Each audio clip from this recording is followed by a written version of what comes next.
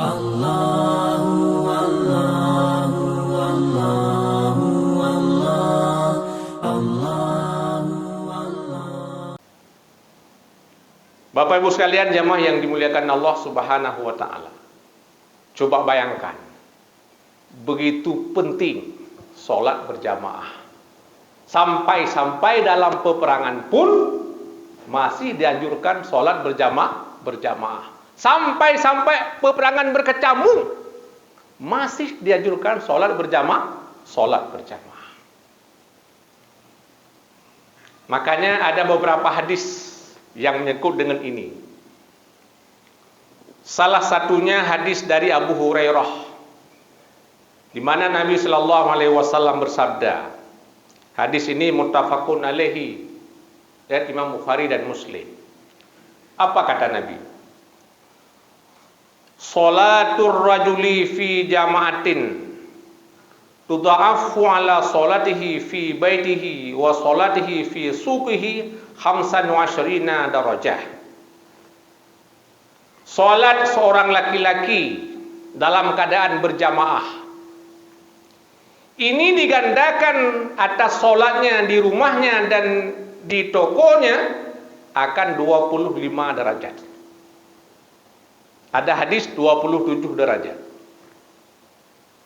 Jadi sholat berjamaah dibandingkan dengan sholat di rumah ataupun di kedai, di toko, ini berbanding 25 derajat. Bahkan ada hadis 27 derajat. Wazalika anna ahadakum idza tawaddaa fahsanal wudu'a summa atal masjidah la yuridu illa sholata lam yahtu khutwatan illa rafa'allahu lahu biha darajah wa hatta anhu khati'ah hatta yadkhulal masjidah. Yang demikian itu, kata Rasulullah, bahwa sungguh salah seorang kamu apabila kamu berwudu, fahsanal wudu'a, lalu membaguskan akan wudunya. Jadi jangan wudhu yang cepat sekali, tapi wudhu yang pelan-pelan. Wudhu di sana apa? Ada adab-adab dalam berwudhu. Yang pertama, kita membaca bismillah. Kemudian kita bersugi. Wudhu menghadap kiblat. Kemudian wudhu 3 kali. Kemudian setelah selesai wudhu, kita menghadap kiblat, mengangkat tangan ke langit dan membaca doa. Doa apa? Asyhadu an la ilaha illallah wahdahu la syarikalah wa asyhadu anna Muhammadan abduhu wa rasuluh. Allahumma ij'alni minat tawwabin waj'alni minal mutatahhirin min ibadika sholihin bi rahmatika ya arhamar rahimin. Apa kata Nabi di sini? Siapa saja yang berwudu lalu menghadap kiblat, mengangkat tangan ke langit dan membacakan 2 kalimat syahadat, yadkhulul jannata min ayyi babin syaa, ianya akan masuk surga lewat pintu mana yang ia suka. Ini wudu yang sempurna. Setelah kita menyempurnakan wudu, Bapak Ibu sekalian, summa atal masjidah, kemudian kita mendatangi masjid. La yuridu illa sholah, tidak ada tujuan apapun kecuali untuk melaksanakan sholat. Jadi kita ke masjid tidak ada tujuan lain, Pak. Tujuan satu-satunya adalah untuk sholat. Lam yahtu khutwatan, tidak melangkah kita satu langkah, illa rafa'allahu lahu biha darajat, kecuali Allah mengangkat dengan satu langkah akan 1 derajat, wa hatta anhu khati'ah, dan menghapus daripadanya akan 1 dosa. Dari rumah kita ke masjid, walaupun kita dengan motor, dengan sepeda, dengan mobil, Allah tetap menghitung langkah. 1 langkah Allah angkat 1 derajat, dan Allah hapus 1 kejahatan. Hatta yadkhulal masjidah, sehingga kita masuk ke masjid. Begitu masuk ke masjid sudah selesai, karena kita sudah berada di masjid. Faida dakhalal masjidah kana fi sholatin maka natis sholatu tahbisuhu. Maka apabila orang ini masuk ke masjid, ada ia dalam sholat, selama sholat itu dihitung baginya. Ketika dia masuk ke masjid, dari awal masuk sampai selesai, dia diperhitungkan dia sedang melaksanakan sholat. Dia dihitung sebagai orang yang sedang melaksanakan sholat, Bapak Ibu sekalian. Wa tusalli malaikatu alaihi madama fi majlisil ladzi shalla fihi yaquluna Allahumma ighfir lahu, Allahumma rahamhu, Allahumma tub alaihi malam yu'zi fihi malam yuhdis. Malaikat selalu berselawat kepadanya selama dia berada dalam masjid. Jadi selama kita berada dalam masjid, malaikat Allah berselawat. Artinya berdoa kepada orang yang dalam masjid. Selama kita dalam masjid. Di mana para malaikat berkata? Apa katanya malaikat kepada kita, Pak? Allahumma ighfir lahu. Ya Allah, ampunilah dosanya. Allahumma rahamhu. Ya Allah, sayangilah kepadanya. Allahumma tub alaihi. Ya Allah, terimalah taubatnya. Kapan malaikat mendoakan ini, Bapak Ibu sekalian? Malam yuzi fihi, selama kita tidak menyakiti dalam masjid. Tidak menyakiti orang lain atau siapapun. Malam yudis, selama kita tidak berbicara dalam masjid. Artinya ketika kita berbicara, semuanya hilang. Yani malaikat tidak lagi berdoa kepada kita dalam masjid. Dengan doa kasih sayang, dengan doa pengampunan, dan dengan doa semoga Allah menerima taubat kita. Hadis yang kedua. Hadis dari Abu Hurairah juga, dan hadisnya juga riwayat Imam Bukhari dan Muslim. Laqad hamamtu an amura bis shalah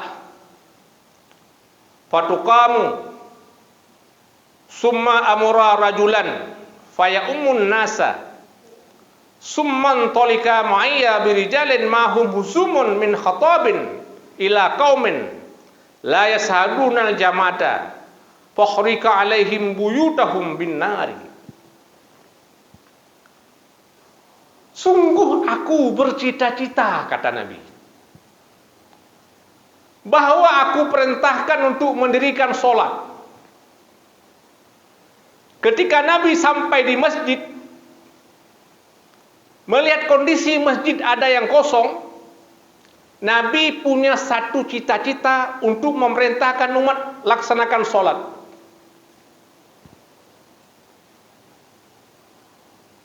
Nabi memerintahkan yang lain untuk menjadi imam. Kemudian Nabi pun berangkat bersama laki-laki yang lain. Bersama mereka ada berkah daripada kayu untuk mencari rumah-rumah masyarakat la yashaduna al-jamaah, di mana mereka tidak hadir kepada sholat jamaah. Fakhrika alaihim buyutahum bin nari, lalu kubakar rumah-rumahnya dengan api. Jadi Nabi hendak membakar rumah-rumah orang yang tidak sholat berjamaah. Ini bukan rumah orang yang tidak sholat, Bapak Ibu sekalian, tapi rumah orang yang tidak sholat berjamaah, yang tidak sholat berjamaah. Nabi ingin membakar semua rumah-rumah itu. Makanya berdasarkan hadis ini, Imam Ahmad bin Hambal atau Imam Hambali, beliau prinsip apa? Sholat berjamaah adalah fardhu in. Tidak sah sholat bagi orang-orang yang tidak berjamaah. Imam An-Nawawi berprinsip berjamaah adalah fardhu kifayah. Namun harus ada syiar, jangan di rumah ada syiar. Namun mayoritas para ulama mengatakan bahwa sholat berjamaah adalah sunat muakkadah.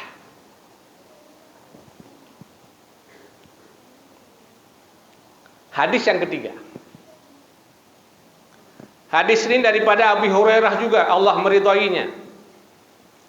Qala, berkata Abu Hurairah, atan Nabi sallallahu alaihi wasallam rajulun a'ma.